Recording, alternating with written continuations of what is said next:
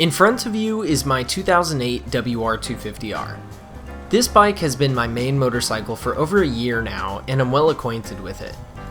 In the past year, it's been a commuter, a dirt toy, and even went to Utah last month. The WR is extremely versatile and very reliable, but like any bike, there are flaws with it. These are my 5 biggest pet peeves of the Yamaha bike. Number 1, the gas tank. More specifically, the 2-gallon gas tank. Oh, my fuel light came on. This thing is tiny and leaves much to be desired. I can barely squeeze more than 100 miles out of my bike with the original fuel tank. For context, this year's YZ125 comes standard with a 2.1 gallon tank. In other words, the street legal WR has a smaller tank than a 2-stroke motocross bike from the same company. Number 2. Power. Depending on who you ask, the WR engine makes around 27 horsepower in stock form. Yes, I know it's a 250 and sometimes less is more.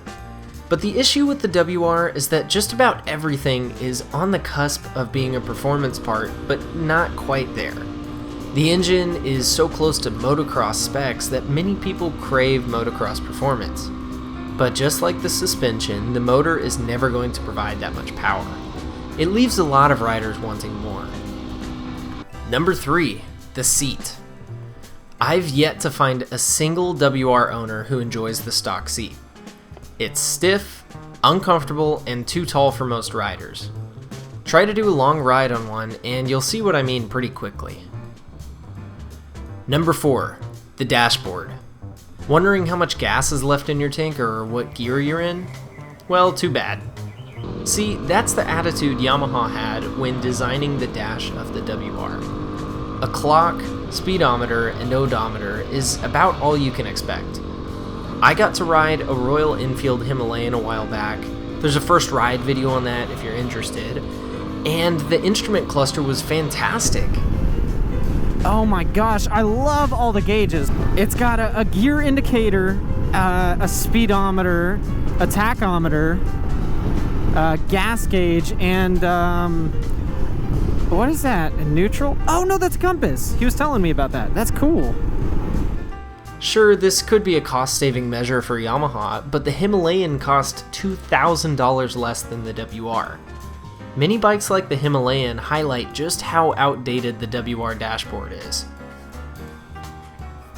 Number 5, the wind. Many dual sports struggle with the wind, and the WR is no different. Trying to go highway speeds with gusty conditions is downright frightening.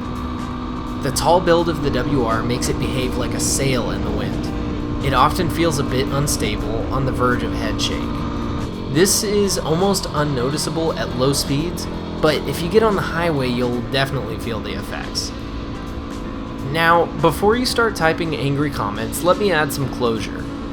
One of the best things about the WR is the huge amount of aftermarket support it has. Every single issue I listed has a fix readily available.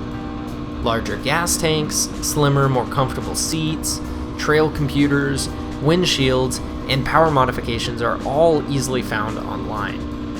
The WR is an intentional jack of all trades, and since its production in 2008, almost every flaw has been worked out, whether through aftermarket parts or official changes.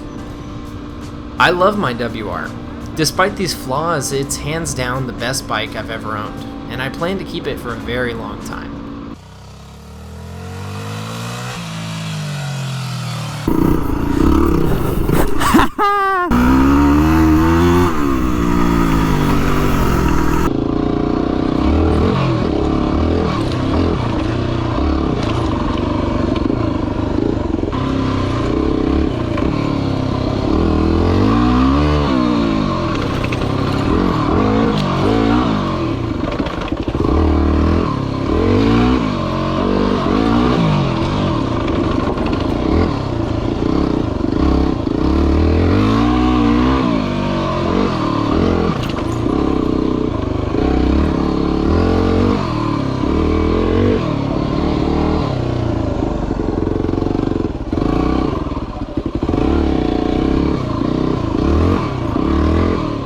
What are you riding? Tell me in the comments below.